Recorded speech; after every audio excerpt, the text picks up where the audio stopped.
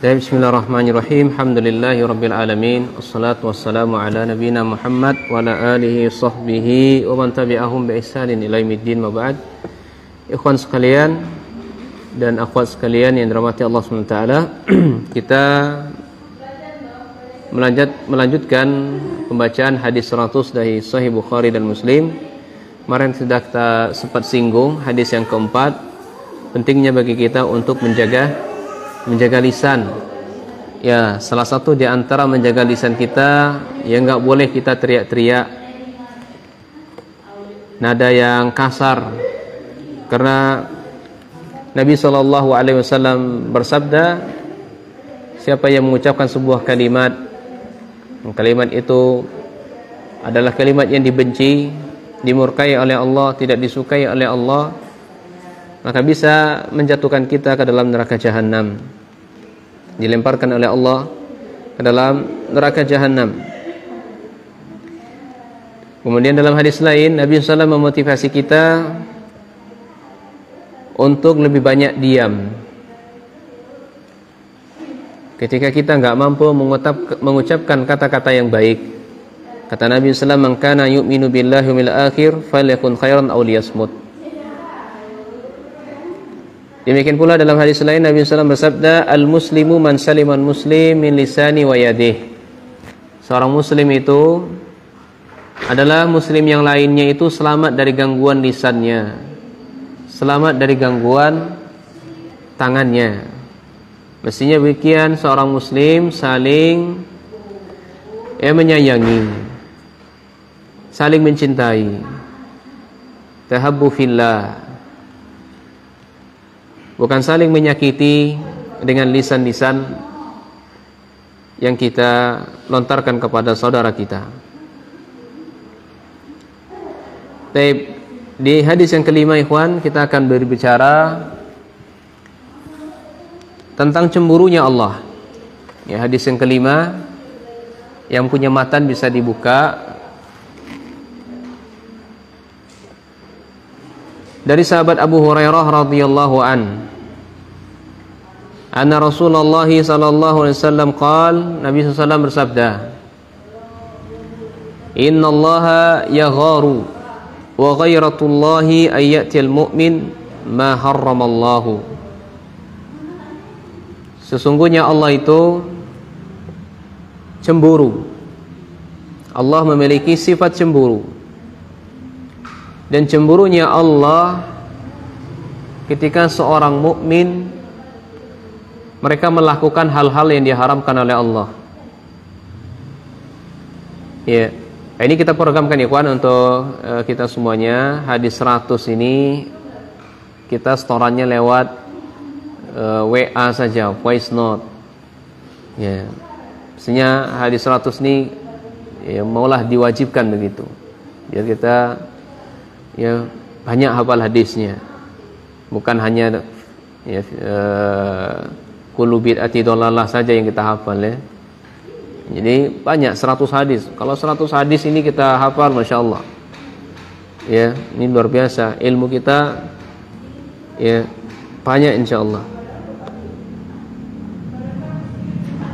Kemudian dalil pendukung dari hadis ini, dalil yang dikeluarkan oleh sahabat Sa'ad bin Ubadah. "Lau ra'aitu rujulan ma imra'ati la darabtuhu bisayfi ghaira musfahin." Fabalagha dzalika Rasulullah sallallahu alaihi wasallam faqala,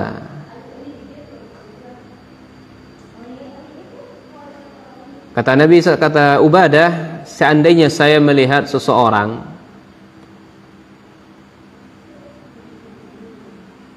ma'a imra'ati, dengan wanita, ya, kan seandainya kalau seorang laki-laki bersama wanitaku atau bersama istriku, la darabtuhu bisayfi, maka saya akan penggal lehernya, ghaira musfahin,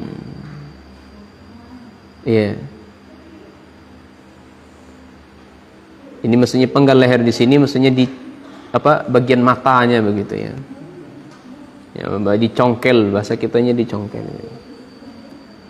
Bukan dipenggal begini itu bukan, tapi maksud ditusuk mata ya intinya begitu. Ya. Ghairu musfahin. Ini bukan disabit itu bukan. Faballagha dzalika Rasulullah sallallahu alaihi wasallam qal. Akhirnya berita ini sampai kepada Rasul.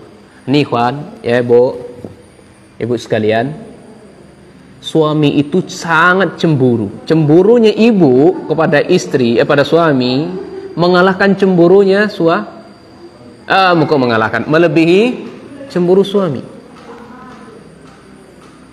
Iya. Ya Bu, ibu kan nih kalau menyebut laki-laki lain di depan suami, ini prinsip seorang laki-laki ini. Cemburunya kepada istrinya besar. Ya, kalau perempuan tidak seperti itu. Karena perempuan diizinkan 4 untuk suaminya.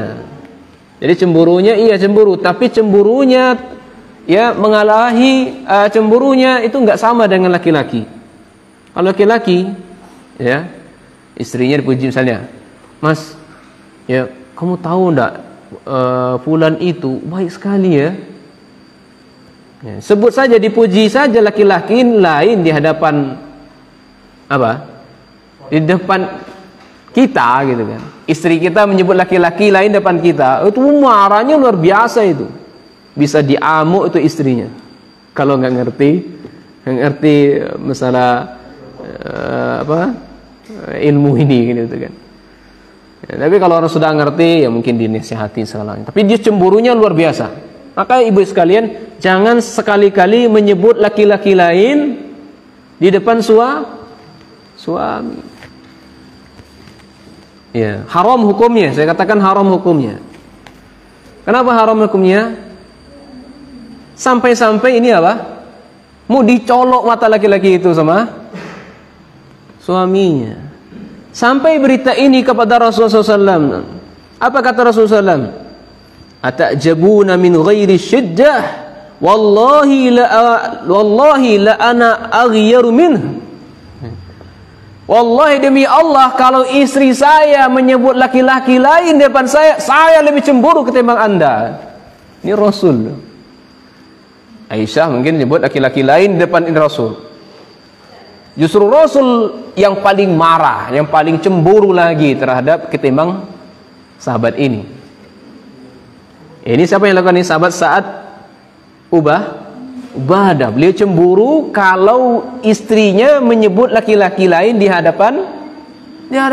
Haram hukumnya ini. Hati-hati akhwat sekalian. Makanya enggak sering kejadian ke DRT itu, ya, apalagi kalau suaminya temperamen itu sudahlah itu. Enggak bisa mengendalikan emosi, nyebut laki-laki lain, "Bang, bagus ya. Baik ya, kita dikasih ini. Coba suami saya, coba abang kayak gitu." Wah, ya kan? Coba abang kayak laki-laki itu. Ya. Diidamkan dia suami lain. Ya, ini haram hukumnya. Tidak boleh. Wallahu aghyaru minni. Dan Allah jauh lebih cemburu ketimbang Rasul. Jauh ketimbang Rasul. Allah enggak suka ibu kalau ibu menyebut laki-laki lain di depan suami. Bukan Rasul enggak cemburu, Allah jauh lebih cemburu lagi. Allah jauh lebih cemburu lagi.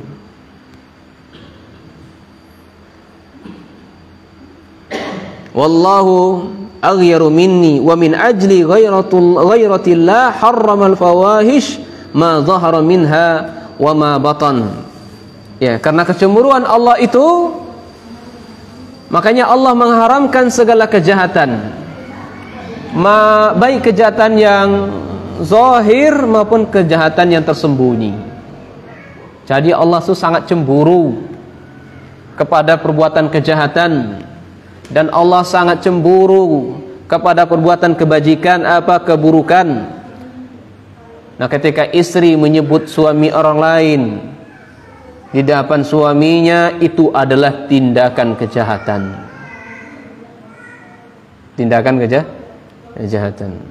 Maka bertaubat pada ibu-ibu sekalian, para ummahat, kaum muslimin dan kaum muslimat yang sampai hadis ini kepada mereka. Di sini dibawakan oleh Imam Bukhari dan Imam Muslim. Hadis yang kedua sebagai penguat bahwasanya Allah itu cemburu. Dari Aisyah radhiyallahu anha annaha qalat qala Rasulullah sallallahu alaihi wasallam ya ummat Muhammad, wahai umat Nabi Muhammad SAW, wallahi ma min ahadin aghyaru minallah, tidak ada yang lebih cemburu ketimbang Allah atau daripada Allah, ayazni abduhu, ketika hambanya berzina. Ketika seorang berzina, Allah jauh lebih cemburu. Au tazniya amatuhu ya ummata Muhammad. Iya.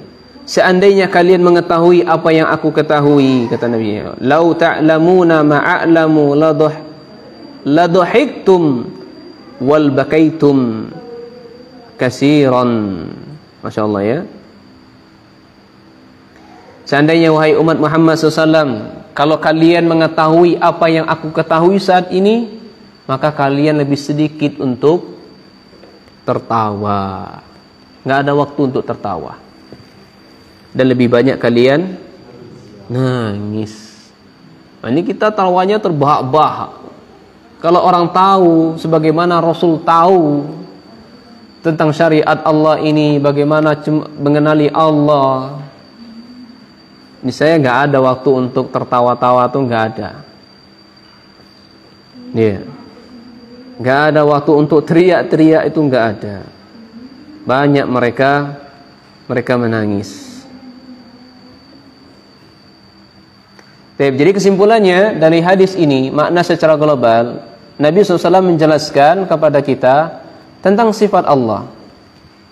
Jadi sifat Allah itu cemburu. Dan cemburunya Allah itu tidak sama dengan makhluk. Sesuai dengan kemahabesaran dan keagungan Allah Subhanahu wa taala, laisa kamitslihi syai' wa huwas samiul basir. Iya.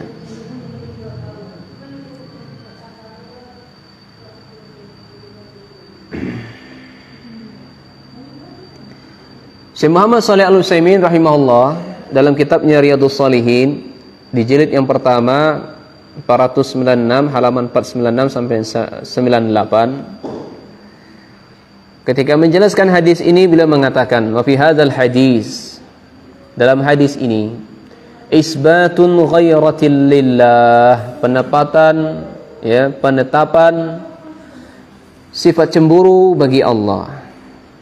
Wasabilu ahli sunnah wal jamaah fihi wa fi ghairihi min ayati sifat wa hadis sifat annahum yusbitunaha lillah. Metodenya ahli sunnah wal jamaah terhadap sifat-sifat Allah atau berbicara tentang sifat-sifat Allah, mereka menetapkan untuk Allah sebagaimana yang layak untuk Allah. Mereka mengatakan innallaha yagharu, sesungguhnya Allah itu cemburu, lakin laisa ka ghairatil makhluk, akan tapi cemburunya Allah enggak sama dengan cemburunya makhluk. Demikian pula wa innallaha yafrahu, Allah itu sifatnya gembira, akan tetapi walakin laisa ka farahil makhluk, enggak sama gembiranya Allah dengan gembiranya makhluk. Wa innallaha lahu min sifatin kamilah, bahwasanya Allah Subhanahu wa taala memiliki sifat yang sempurna, ma yaliku bihi, yang layak untuk Allah. Wala yushbihuhu wala tushbihu sifatil makhluk, enggak boleh makhluk diserupakan dengan Allah. Wallahu muwafiq. Semoga Allah memberikan taufik pada kita semuanya. Baik, faedah dari hadis ini. Faedah 1, bahwasanya Allah memiliki sifat cemburu. Cemburunya Allah tidak sama dengan makhluk, sesuai dengan kemahabesaran dan keagungan Allah. Kemudian yang kedua, ya, tidak selayaknya seorang hamba itu meninggalkan, ya, selayaknya seorang hamba itu meninggalkan apa? Dosa atau maksiat. Karena ketika dia melakukan maksiat, Allah cemburu. Kemudian yang kedua, Allah itu benci kepada kejahatan. Allah itu benci kepada kerusakan. Termasuk kerusakan di sini adalah ketika istri menyebut suami lain di hadapan suaminya.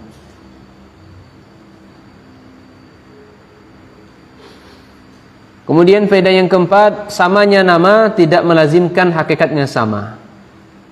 Saya ulangi, samanya nama tidak melazimkan atau tidak mengharuskan hakikatnya sama.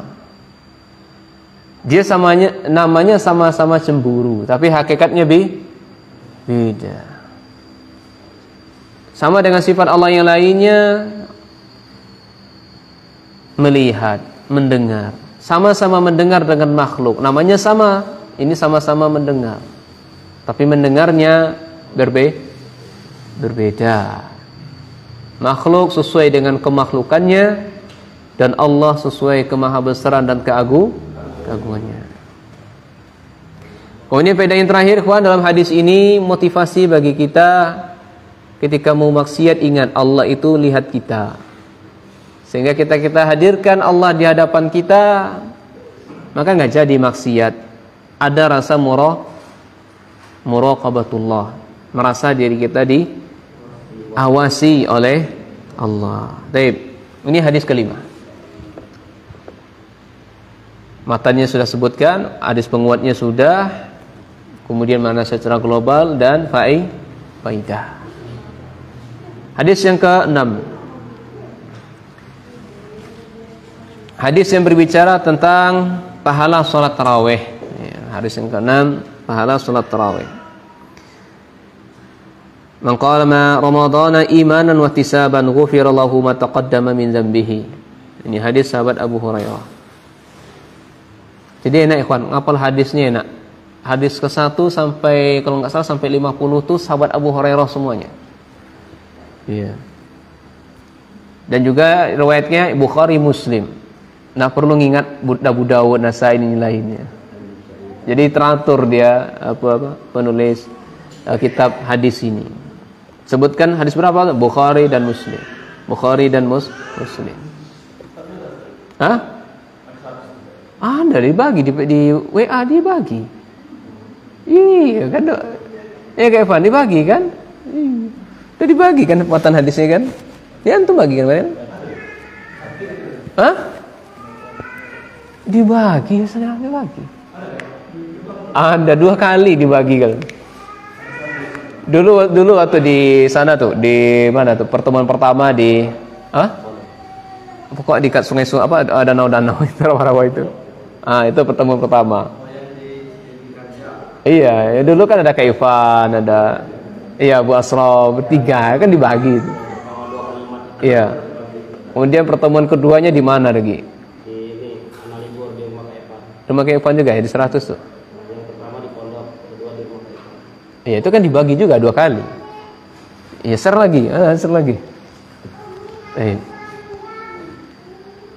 Nanti insyaallah di-share lagi insyaallah. Di grup nanti insyaallah. Hadis yang ke-6. Hadis yang berbicara tentang salat tarawih.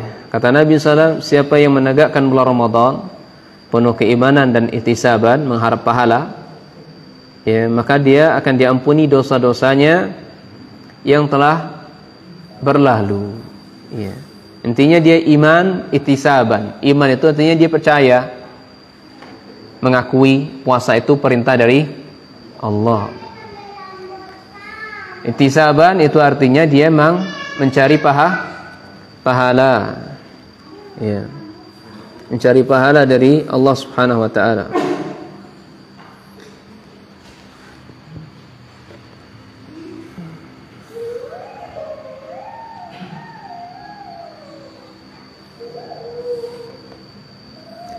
Kemudian dalil pendukung dari hadis ini, man shoma ramadhana imanan wa ihtisaban ghufira lahu ma taqaddama min dzambi wa man qama lailatal qadri imanan wa ihtisaban ghufira lahu ma taqaddama min dzambihi. Ya, siapa yang berpuasa bulan Ramadan penuh iman dan mengharapkan pahala, maka dosa-dosanya yang telah lalu akan diampuni. Kemudian siapa yang menegakkan Lailatul Qadar, ya,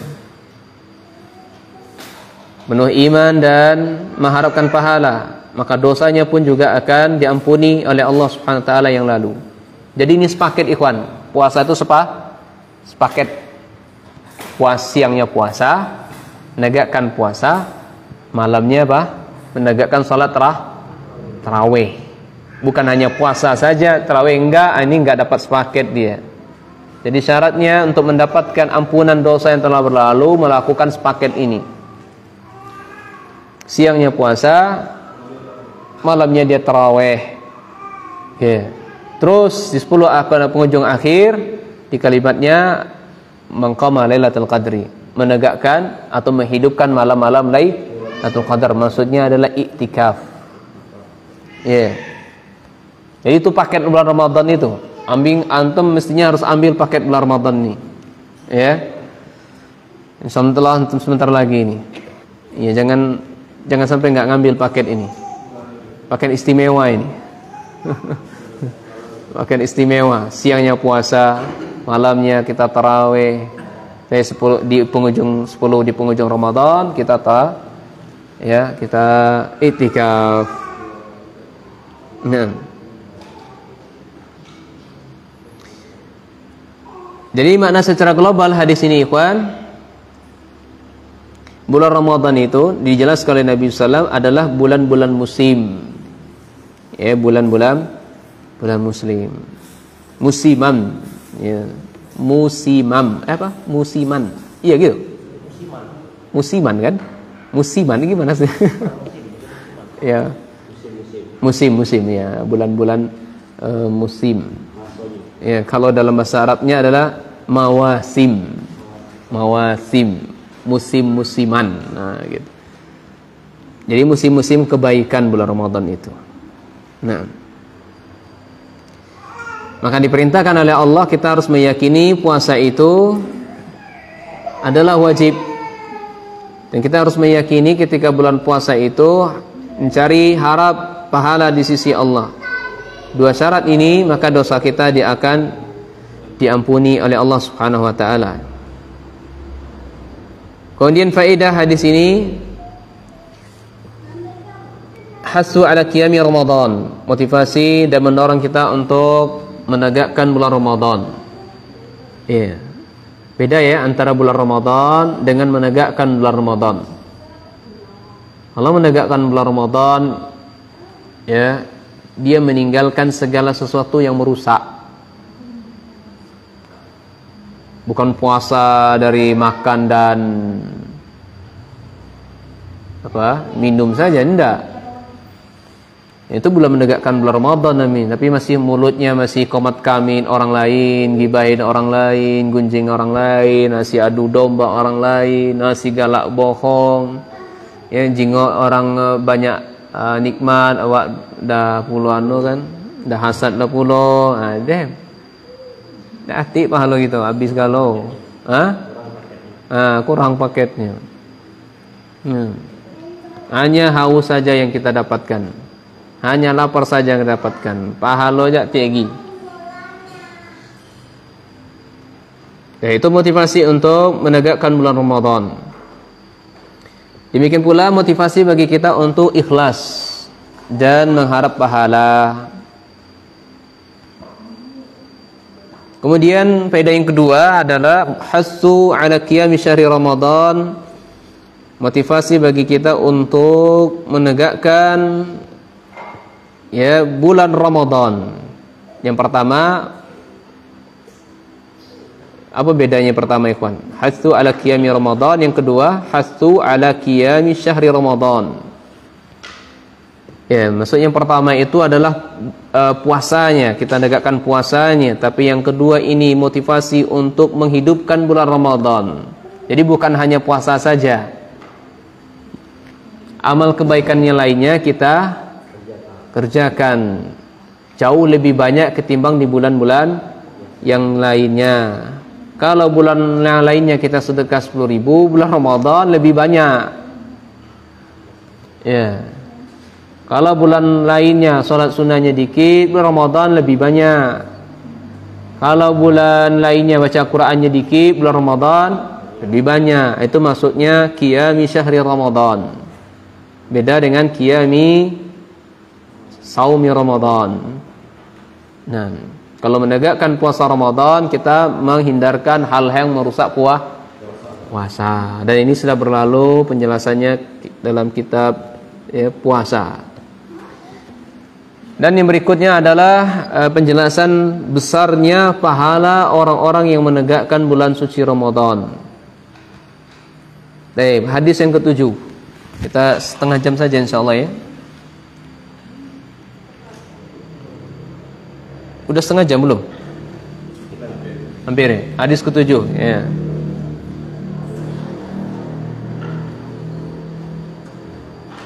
Hadis ke-7 adalah keutamaan haji dan umrah. Keutamaan haji dan umrah. Kata Nabi SAW, al-umratu ilal umrah kafaratun lima bainahuma. Jadi kata Nabi, siapa yang umrah, ya, antara umrah yang satu dengan umrah yang lain berikutnya, itu ada kafarahnya. Kafarahnya ya ini menghapuskan dosa kita. Hari ini kita umrah, tahun depan kita nak umrah lagi. Antara umrah ini sampai tahun depan itu dosa kita diampuni itu. Ya. Ini 2 kali umrahnya. Wal hajru mabrur, dan haji mabrur laisa lahu jazaa ila jannah. Dan haji mabrur enggak ada balasannya kecuali surga Allah. Tapi seorang bisa mengklaim enggak haji mabrur? Oh, saya hajinya mabrur loh. Enggak bisa.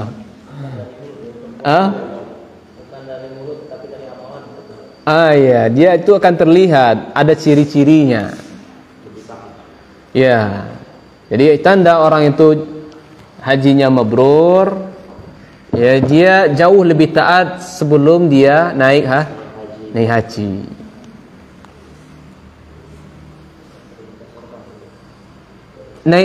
Dia bertambah taatnya sebelum naik haji ini bukan musiman, ikhwan.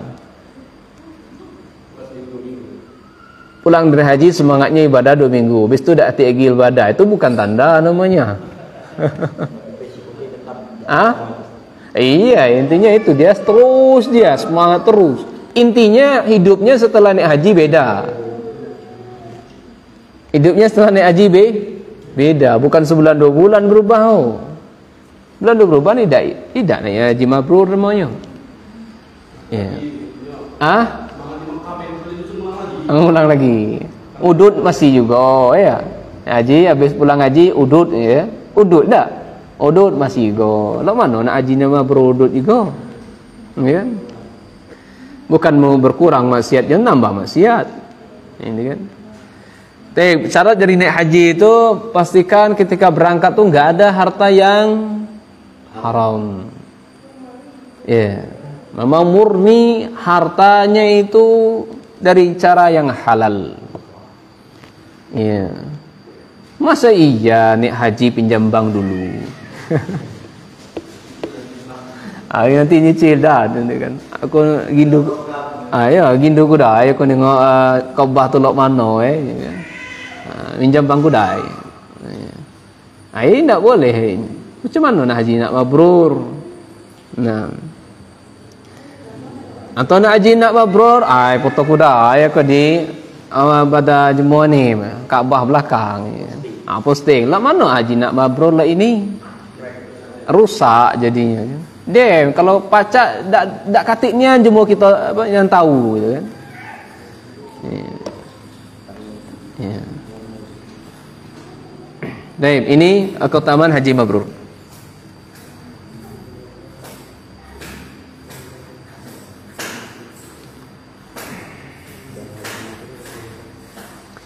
Dalil pendukung dari hadis ini adalah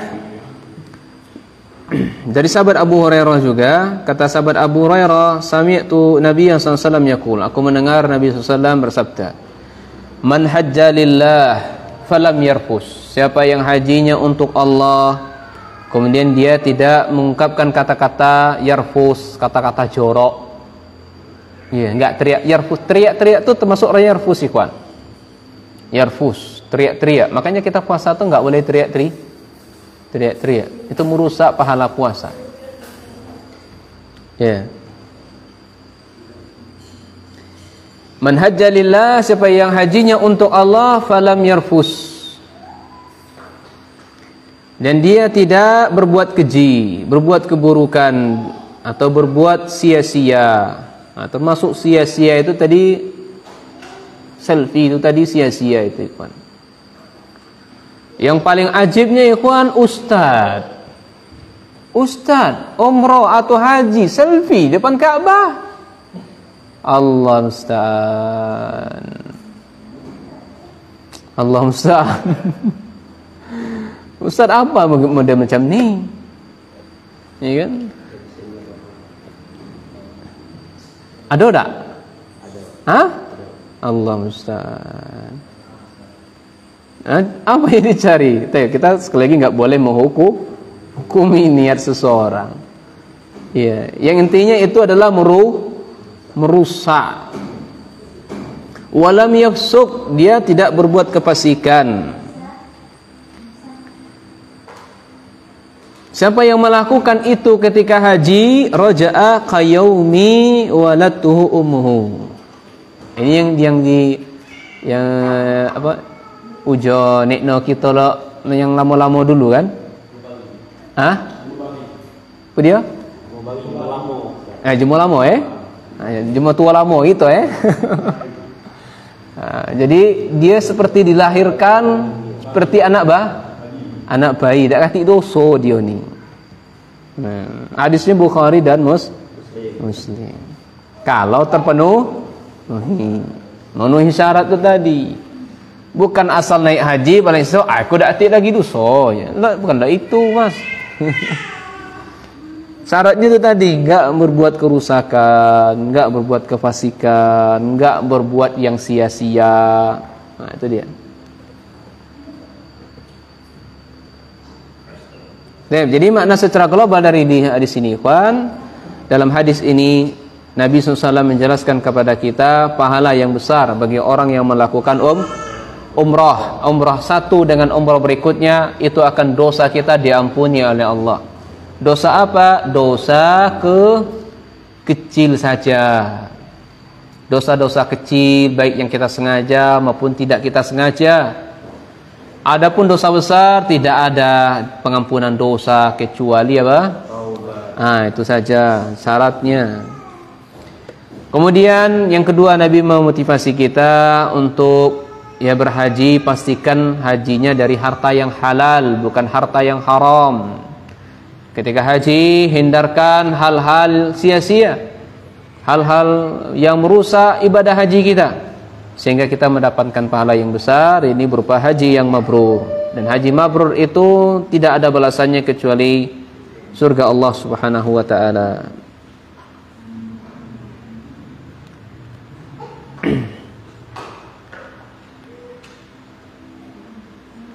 Kemudian faedah yang bisa kita ambil dari hadis ini, haji mabrur itu ada 6 sifat. Ada 5 sifat.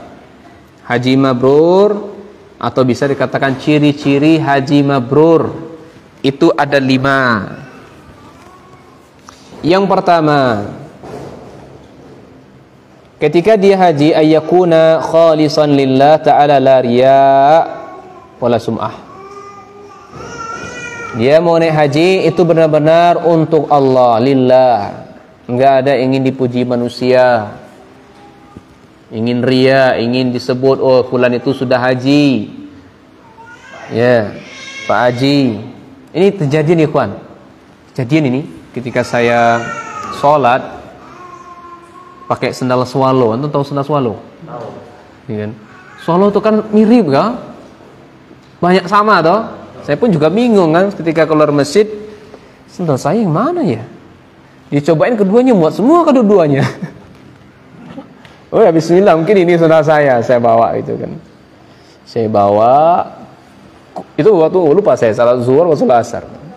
Balik ke rumah salat asar, ternyata itu kakek masih nungguin di masjid ternyata. Apakah dia balik masih enggak? Dia masih nungguin. Siapa sih yang bawa sendal saya? Apa balik atau udah nungguin? Ketika dia lihat, wah itu sendal saya itu. Ini kan sembarangan kamu ya mau ngambil sendal saya. Kamu tahu nggak siapa saya ini? Siapa kek? Saya nggak kenal itu. Saya ini sudah haji gitu. Oh sudah haji. Apa hubungannya gitu kan? Sendalnya salah ambil, ya kan? Salah ambil. Hubungannya saya salah haji, maksudnya bisa kualat mungkin maksudnya gitu ya. Ngambil sendal haji kualat mungkin maksudnya. Wallahu a'lam, nggak tahu gitu. Ini kejadian nih Wan ya. Mungkin bisa jadi mana. Iya. Karena salah itu bukan sesuatu yang disengaja Ikhwan. Kita kan udah coba. Kena sendal swallow tuh riskan tertukar sama soalnya. Mungkin ya itu ya. Nah. Itu yang pertama ya. Kemudian ciri yang kedua, ciri-ciri ibadah haji yang mabrur itu dia berangkatnya dengan harta yang halal. Ya. Dengan harta yang halal. Karena disebutkan oleh Nabi sallallahu alaihi wasallam, "Innallaha thayyibun." Sesungguhnya Allah itu adalah Maha yang baik dan tidak menerima kecuali yang baik-baik saja. Kalau haram enggak diterima oleh Allah.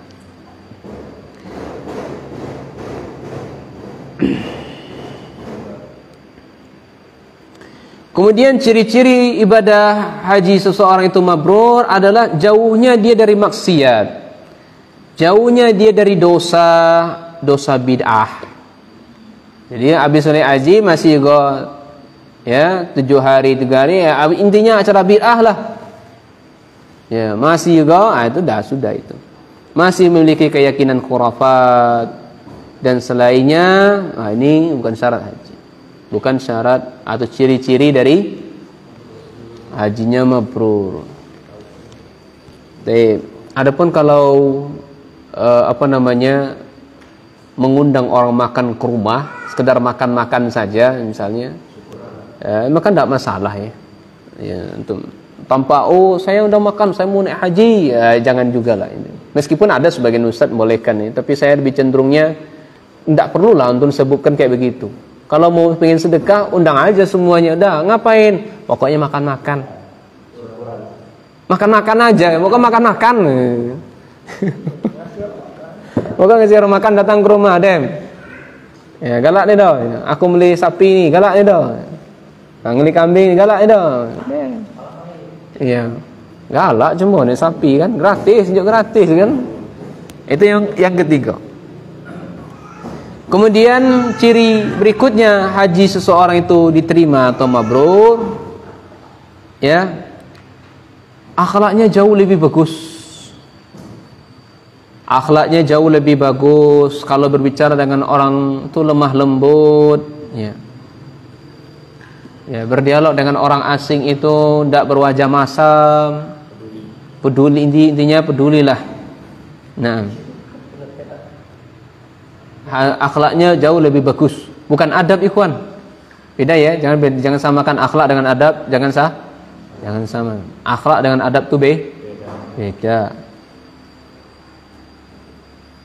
Kemudian yang terakhir adalah dia ta'zimu, mengagungkan ya syiar Allah, syariat-syariat Allah yang lainnya.